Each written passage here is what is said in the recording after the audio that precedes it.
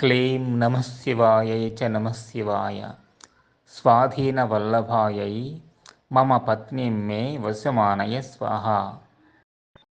ఆత్మబంధువులారా, భార్యాభర్తల మధ్య విభేదాలు ఉన్నవాళ్ళు, మీ భార్య మిమ్మల్ని నిర్లక్ష్యం చేస్తుందా? మీరంటే పట్టించుకోవట్లేదా?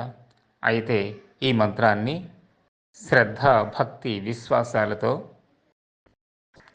రాత్రి పడుకునే ముందు మీ భార్య యొక్క చీరని తల కింద పెట్టుకుంటూ లేదా ఆసనంగా వేసుకొని ఆ చీరపై కూర్చొని రోజుకి 1000 సార్లు చొప్పున జపం చేస్తే తప్పకుండా మీ మధ్య అన్యోన్యత, అనురాగం పెంపొంది భార్యాభర్తలు ఆనందంగా కాపురం చేయగలుగుతారు.